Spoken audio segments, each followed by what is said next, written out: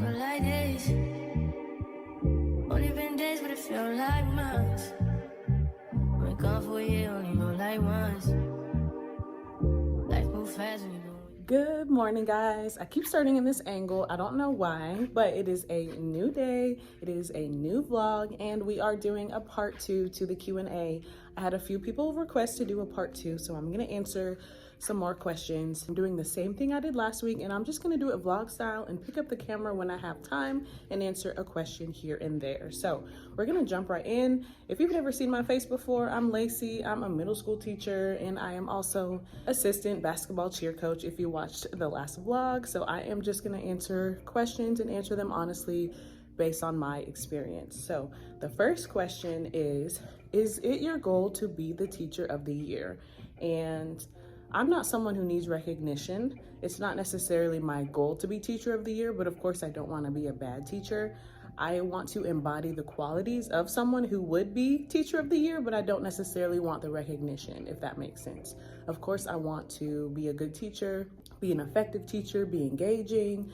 I want to fit the bill technically, but I am not really worried about recognition. It's not necessarily my goal. My goal really is just to do right by the kids, come in and teach, be positive, and enjoy it along the way. So that's all I'm trying to do. If I get recognition, I will appreciate it and gladly take it, of course, but that's not necessarily my goal. I hope that makes sense. I feel like it's a misconception that every teacher just wants that, but some teachers just want to teach, and that's something that's true for me.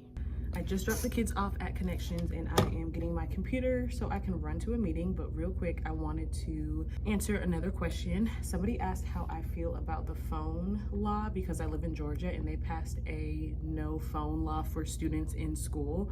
And honestly, most schools already have a phone policy and phones are already pretty much banned, at least for middle school.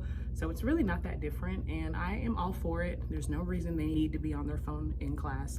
I am a paper teacher. I hardly even like using computers, let alone a cell phone. So I'm all for it. I have no issues with it. I know the kids don't like it, but it was already basically what we were doing. So I'm not really sure why the kids are having a big issue with it because they already weren't allowed to be on them. But I am all for it. I support that. I am a younger teacher, but I still am anti-technology a little bit. I'm finally out of my meeting. I'm trying to get myself back situated, back into teacher mode because I literally have like 5 minutes till the kids come back. This week has been very meeting heavy and most of the meetings have literally lasted my whole break, but that's okay. But I'm gonna answer a sweet question that I liked from one of you guys. Somebody asked me, what is my favorite compliment that I've ever received as a teacher? And I have two answers. One answer is not really a real answer. It has nothing to do with teaching, but people always compliment my outfits. I'm very intentional about what I wear to work. I try to look cute and trendy. So that's technically an answer, but my real answer is that a lot of my old students really liked my class and they would say, you make language arts fun, and that's just such a high compliment because it is a challenge for me to make things creative. And that's why I'm struggling a little bit this year with curriculum because I am not used to having something to follow that's a little bit more boring. So I'm struggling a little bit this year, but in the past, people always complimented me on my lessons, and getting a compliment like that from a student is a very high praise. It's like 3:20, all the kids are gone, and I'm gonna answer one more question before I leave. Somebody asked, what are some of your teaching procedures that are unique to you? Like, what are some of the things that I like to do in my classroom? So as I mentioned, ELA is kind of hard because kids don't like to read. So of course we have to read a lot. One of my main procedures, at least with reading, is guided readings. If I can find the audio version or if I can read it out loud, I'm gonna do it. Even though I teach 7th grade, I don't even really give them the opportunity to even read on their own because I just know that it probably won't happen. I don't want it to sound like I don't have faith in them because I do, but just from experience, this is my 7th year. I just know that reading is not their favorite, and if I just gave them something to read and then I sat down at my desk and didn't really check on them, they might not understand it as much as they would if I'm helping them. So I like to do guided readings. We just read Telltale Heart by Edgar Allan Poe and we listened to the audio. but even listening to it, I paused it like 4 or 5 times just to check for understanding. That's a procedure I live by. I always talk about everything we read as a class, make sure everyone understands. I'm not ever going to just pass out something for them to read unless it's a quiz. And then in terms of writing, I do like to workshop our writing. I like to do the essay process where they do an outline, a rough draft, a final draft. This year, I haven't been able to do that yet, but I do plan on doing that when we have some major essays, because I think writing is a process. So that's another procedure, because some teachers really just give them the prompt and then they just write it and turn it in. But I do like for them to go through the full process. So that's another procedure. And then another procedure I also talked about in my last vlog, but I like for them to do some sort of book report, something like that outside of school. So I am building literacy. I've been doing that for years. Even though it is kind of annoying to grade, it is helpful to build literacy for those who do actually read the book. So those are just a few I can think of off the top of my head, but I'm gonna answer some more tomorrow. Today was so busy because I had that meeting and I wasn't able to talk to you guys much, but I promise tomorrow we'll answer some more questions. Good morning, guys. Happy Friday. I just got to work and I had to run and do last minute copies, which I honestly hate, but I got the copies. I'm now going to answer one more question, and it's actually about parents. Somebody asked, what is your best parent interaction and your worst parent interaction? And this year, it's a little early to say anything about parents and interactions because not much has happened. But at my last school, I was there 3 years. I don't really have one example of a best parent interaction because I overall had really supportive parents at my last school. I still have a lot of the phone numbers. I still talk to them as if we're like friends, and I still check in on my old babies. So I don't really have one example because I was so blessed, but I do have a couple bad examples. Obviously, I'm not going to get into particulars, but there were a few parent conferences where parents were not really respectful. And at the end of the day, a teacher's an adult and parents are an adult, and you would hope and pray that parent conferences are respectful, but that's not always the case. Honestly, in meetings like that, I just stay quiet because it's just smarter. So that's all I'll say about that. I obviously can't get too specific, but let me get myself ready for the day because I have 1 minute till the kids come and I was scrambling, and then I'll see you guys during my planning because I should actually have a break today. I just dropped the kids off and I have a meeting to go to, but it is a short one and it's an ELA one. So I actually like those meetings because of course we do need to plan what we're doing next week. But real quick, I wanted to answer another question.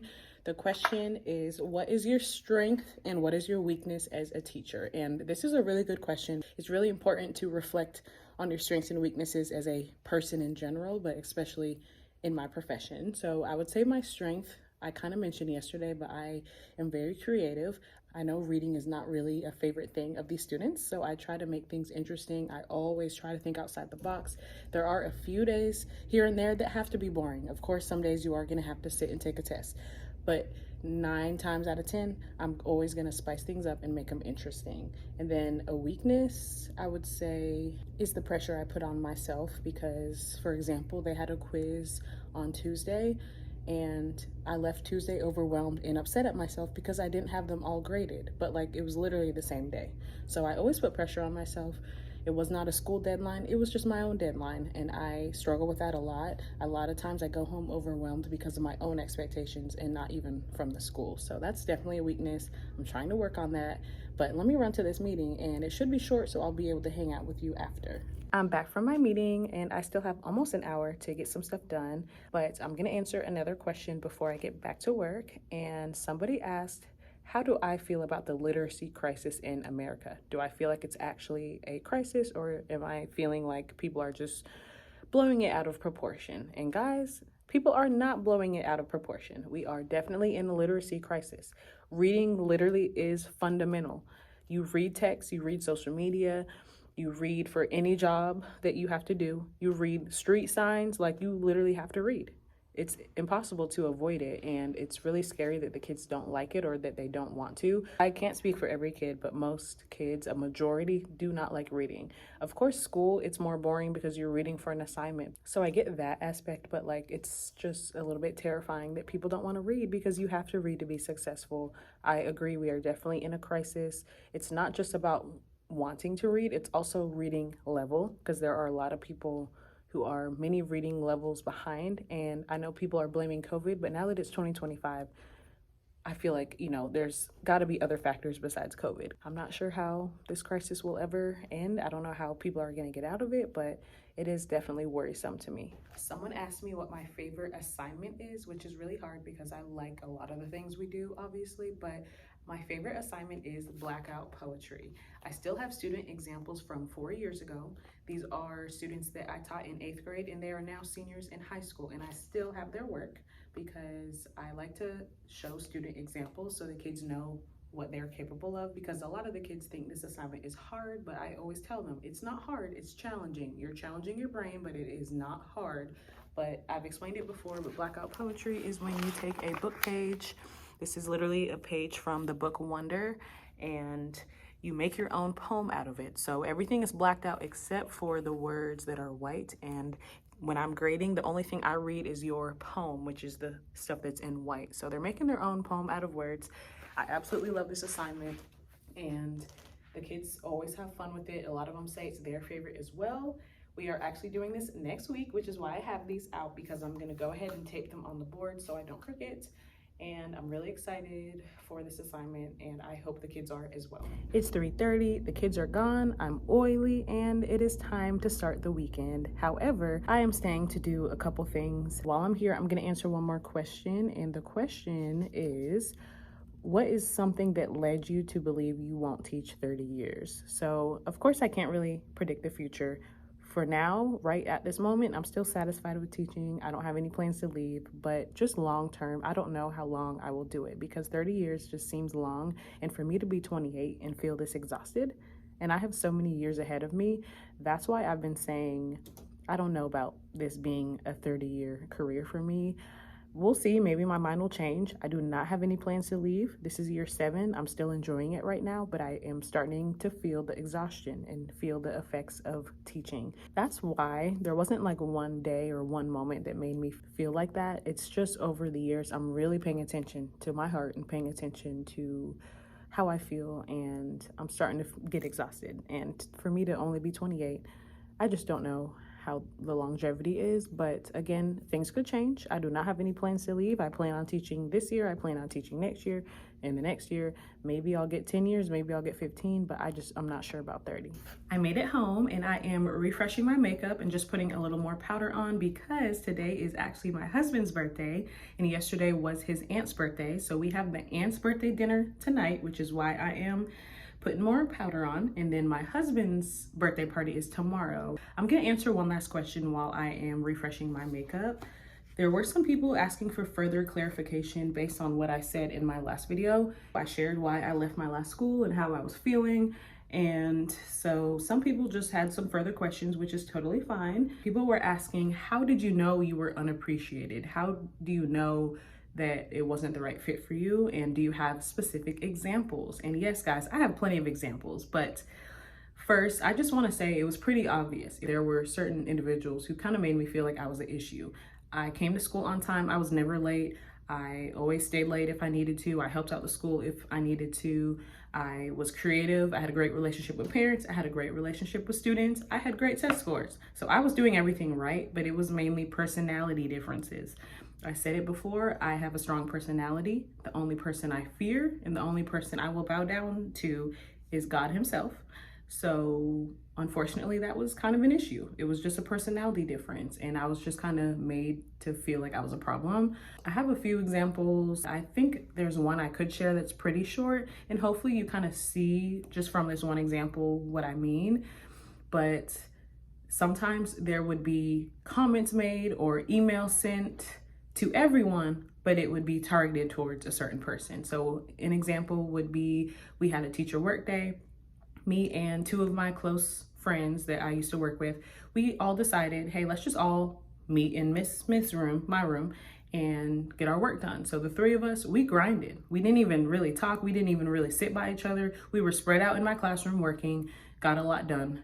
I don't think other teachers in the school were doing that, but that's just what we did. It wasn't like a rule not to, so that's that.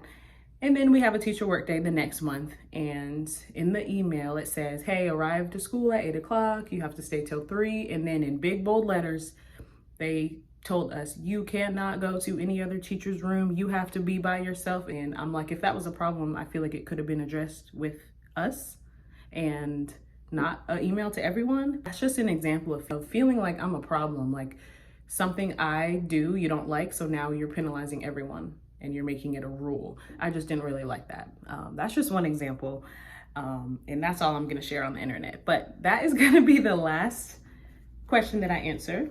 I am gonna start my very busy weekend celebrating my husband and my aunts, and I am going to end the video here. If you wanna see part 3 Q&A, I can make that happen. Comment down below, because I've been enjoying answering questions and being honest with you guys. Please don't forget to comment down below and join the conversation. Let me know how you feel about any of these questions. Also, like, share, and subscribe to our channel. We're on the road to 2K, and I will see you in the next video. Bye, guys.